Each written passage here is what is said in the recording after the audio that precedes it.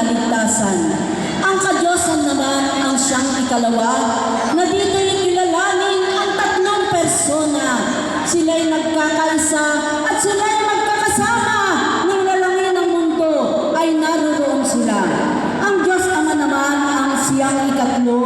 Nasa kanilang tatlo siya ang pinakaulo. Ang makapangyarihan Diyos, tunay at totoo, ang lumalang sa lahat ng pawang naririto.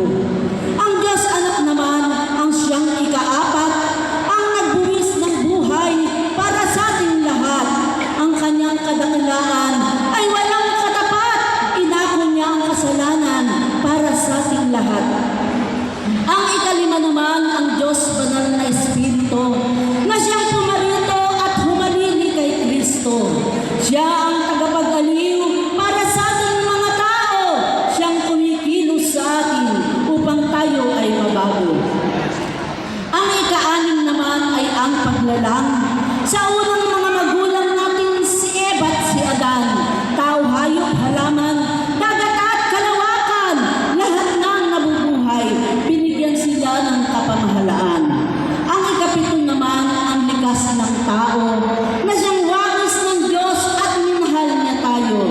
Subalit ang kasalanan, pagiging matigas ang ulo, ang masigit na pinipili ay ang sariling gusto. Ang ikawalo naman ang malaking tunggalian, na ito'y nagsimula doon sa kalangitan. Si Satanas at mga kampo niya ay nagsipag-himagsikan na gustong pantayan ng Diyos sa kapangyarihan. Ang buhay, kamatayan at pagkabuhay na muli ni Kristo, sa ikasyang na fundamental beliefs matatagpuan ito.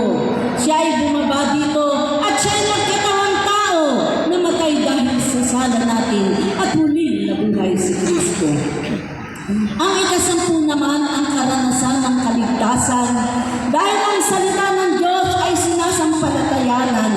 Tumanggap ng bautismo at ang utos ay iningatan, naglingkod sa Panginoon, ang kasalanan ay pinagsisihan. Ang ikalabing-isa ay ang paglago kay Kristo. Kung sino man sa atin ang nagtatakwil sa dyablo, sumunod sa utos ng Diyos, ang ugali ng masamang binago, nangaral ng may pag-ibig at sa Diyos ay magpatotoo. Ang iglesia naman ang pang-12, na ang katawan ni Kristo ay siyang iglesia. Ang mga naroroon ay ang mga mananampalataya na kumikilala sa Diyos at sa Kanya ay sumasamba.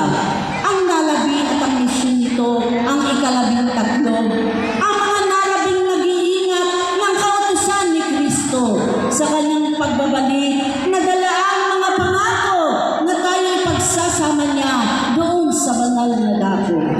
Pagkakaisa sa katawan ni Kristo ay ang ika-14, lahat ng mga nagkakaisa at sa Kanya ay tapat, nakikibahagi sa gawain, tumatalima at sukat, nagkakaisa sa pananampalataya, sumusunod sa Kanyang sabat. At ang bautismo ang ika-15 dito, ang pagtutubog sa tubig sa gisag ng bagong tao, tumanggap ng kaligtasan at patutuo ni Kristo sa ngalan ng Diyos Ama, Diyos Anak at Diyos Espiritu Santo. Ang tinapay at alak sa gisag ng dugo naman, paghuhugas niya ng mga sagisag na kanyang kababaan sa kanyang dakilang komunyon, sila ay tinuruan ang hapunan ng Panginoon, ibubuhos sa ikapagpapatawad ng kasalanan. Mga kaloob ng Espiritu at ministry, ika-17, pagmiministeri, pangangaral at pagtuturo ng Ebanghelyo, buong kakayahay gagamitin at maging ang oras mo dahil ang iyong paglilingkod ay kaloob ng Espiritu. Ang ika-18 naman ang kaloob na propesiya, na siyang nagbibigay linaw sa hula ng mga propeta, na si Ellen G. White, na siya nating propetisa, tinuturo sa atin ng kahulugan ng mga propesiya. Ang ika-19 ang kautusan ng Diyos, dito'y nakapaloob din ang kanyang 10 utos, ibigin ang ating kapwa at mahalin din lubos, buong puso, pag-iisip at kaluluwa ang para sa Diyos. Ang ika-20 naman ay ang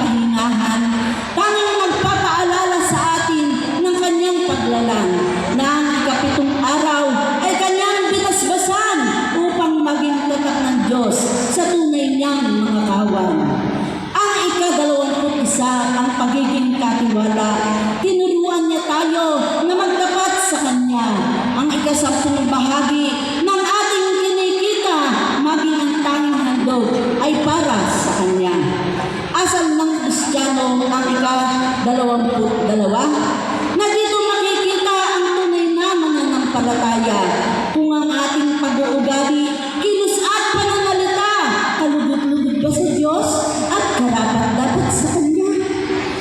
Ika-23 ang pag-aasawa at ang sambahayan.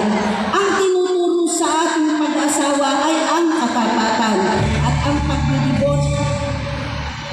pagdidiborsyo ay huwag pangangatawanan, masisira ang pundasyon ng matatag na simbahan. Ang ministeryo ni Kristo sa makalangang santuaryo, ang ika-24 na nakapaloob dito, ang dakilang saserdote, tagapamagitan sa mga tao, ang investigative judgment, tagapasya sa sala ng tao.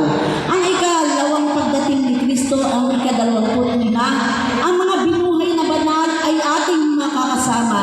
Makikita ng buong sanlibutan ang muling pagparito niya, aagawin sa alapaa ang nanatililing tapat sa Kanya.